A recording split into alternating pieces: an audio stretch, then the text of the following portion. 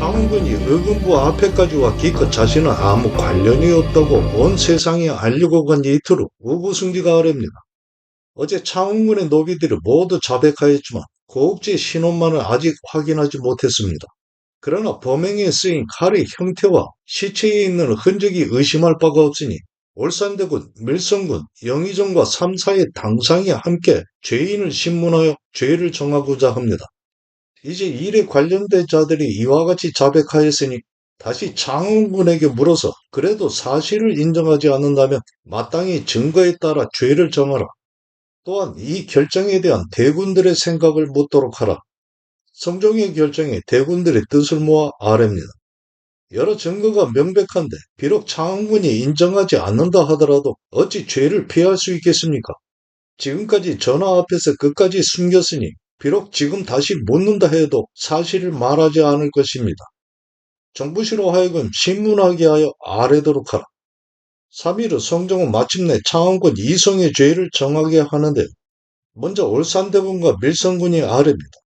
익령군 이치는 태종의 12번째 아들로 태어나기 전에 태종이 승하하여 유복자입니다. 세종제에 익령군이 종의 고한을 베어 제천현으로 쫓겨나 있게 되었습니다.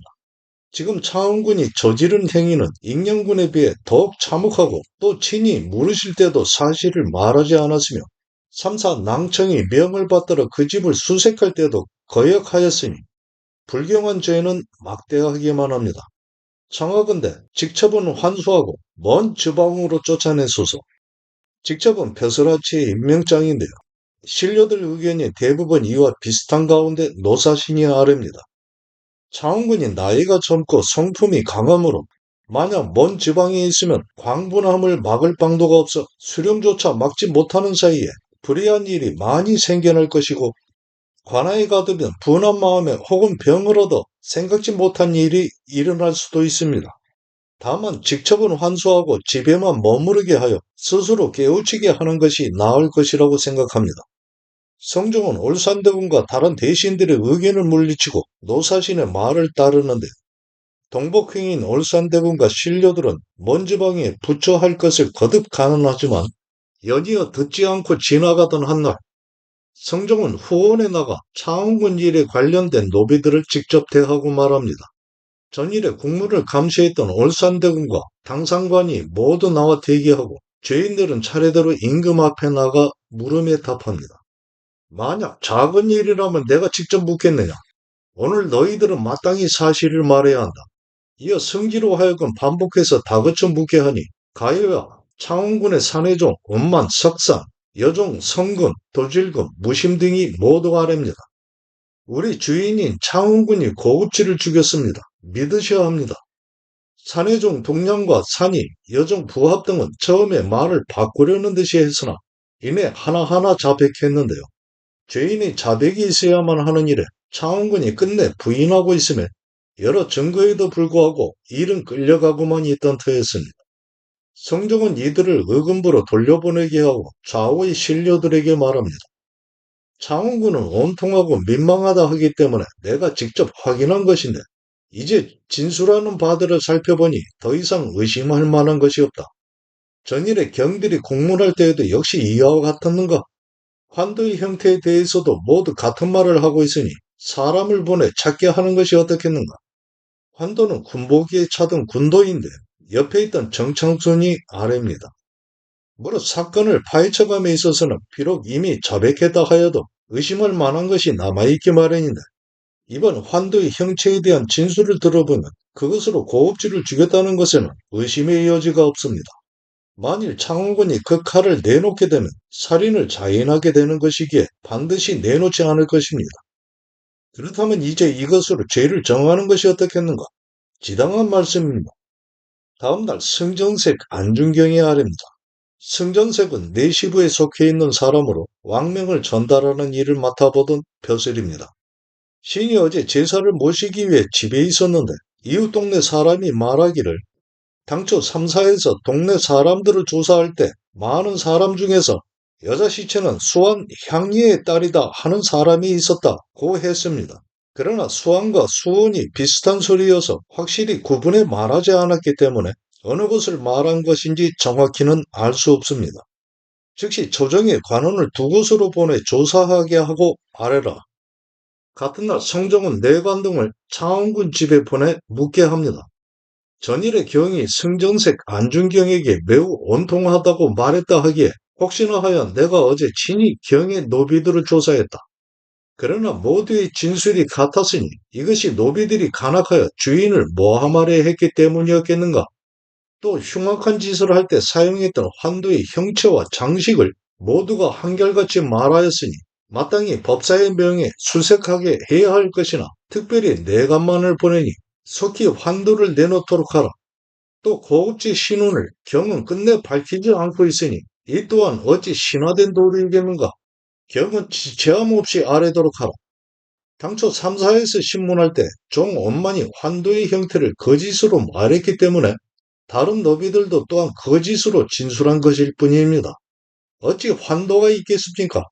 어찌 친히 살피시기를 다하셨는데 어찌 신에게 감추고자 하는 마음이 있겠습니까? 또 고급지라고 하는 자를 시인은 한 번도 본 적이 없습니다. 종 원만이 이미 살해했다고 자백했으니 어찌 누구인지를 모르겠습니까? 청하건대 원만에게 물으소서. 창원군의 적 옥금 또한 형장을 맞아가면서도 끝내 실토하지 않으면서 버티고 있었는데요. 법사는 형조와 한성부를 가리킵니다. 거평군에 관한 익명서 또한 오리무중의 상황을 벗어나지 못하고 있는 가운데 포상을 내걸어서도 누구 하나 모습을 드러내어 말하는 사람이 없기만 하는 사건이었습니다. 그런 날들이 12일 더 흘러가고 종부시에서 아랩니다. 창원군이 고급지를 살해한 것은 행적이 뚜렷하고 그에 대한 증언 또한 명백하여 사실이 바뀌기 어려운데도 창원군은 아직도 말하기를 시인은 처음부터 고급지라는 여자를 알지 못하며 지금까지 여인을 살해한 적이 없습니다. 집에는 단지 3인금과 3진금 각 한 자루씩만 있을 뿐이며 환도는 없습니다. 하고 있습니다. 또한 반복하여 추궁 후에도 도무지 인정하지 않고 있을 뿐입니다. 청하건대 전하께서 결정하소서. 성종은 의정부와 대감 및 육지의 관원을 모두 불러 의논하게 한 다음 마침내 창원군을 부처하게 합니다. 부처는 벼슬아치에게 어느 한 곳을 정하여 머물러 있게 하던 형벌이고 3인검과 3진검은 특정한 날에 제작된 장식용 칼입니다. 이어 의금부에서 아래입니다. 창원군 이성을 충청도 진천년에 부처하고 수령으로 하여금 출입을 금하게 하소서. 창원군이 고급지를 살해한 것은 피할 수 없는 죄이다. 그중 가장 무거운 죄는 3사가 명을 받아 수색할 때 거역하고 막아선 것과 도명에 쓰인 환도를 내놓지 않은 것이다. 다만 출입을 금한다면 그것은 안치와 다름없는 것이 아닌가. 이 사건도 전말을 분명하게 밝히지 못한 채 그 마감을 해가게 되는데 창원군의 집 사내종 엄마는 주인의 명으로 환도를 사용해 고급지를 죽인 죄로 석사는 새끼줄로 고급지를 매단 죄로 각각 장 90대 도 2년에 처해졌으며 동량과 산이는 고급지의 시체를 성 밖으로 던져둔 죄로 장 100대 나머지 죄는 제물로 대신하게 합니다. 도는 죄인을 중노동에 종사시키는 형벌인데요. 이틀 후 성종이 승종원의 의견을 묻습니다. 창원의 죄가 가벼운 것이 아니니 마땅히 지방으로 보내 징계해야 한다.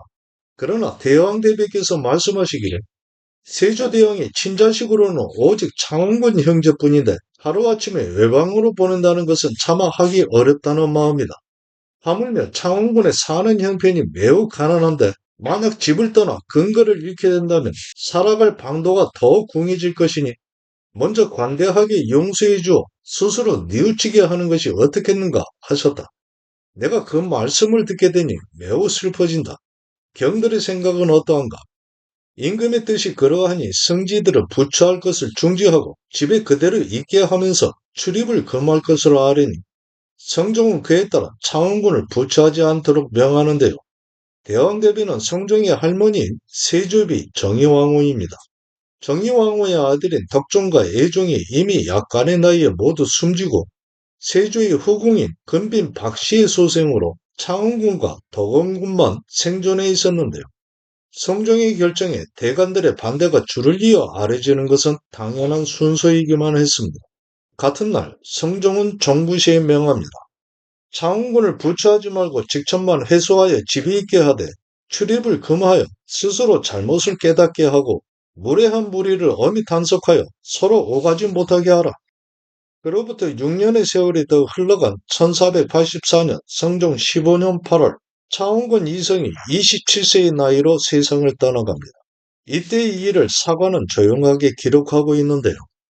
창원군은 오만하고 포악하며 음란하여 장인 대하기를 집에서 부리는 하인처럼 하였으며 길에서도 방자하고 난폭해 혹은 재상을 억누르고 욕보이기도 해 정의왕후가 여러 차례 책망하였어도 언제나 뉘우치지 않았다.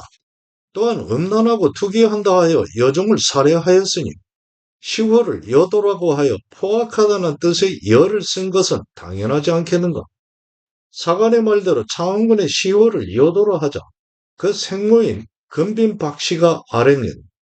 이제 죽은 아들 창원군의 시호를 여도라고 하였는데 그 뜻을 풀이하기를 지나온 잘못을 뉘우치지 않는 것을 여라 한다고 하였습니다.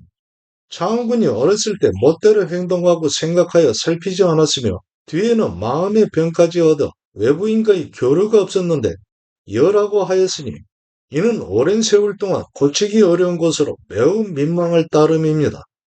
그의 성종은 대신들의 의견을 물었으나 지나온 행적이 그러한데 고칠 수 없다는 의견이 주류를 이루니 그것에 따르게 됩니다.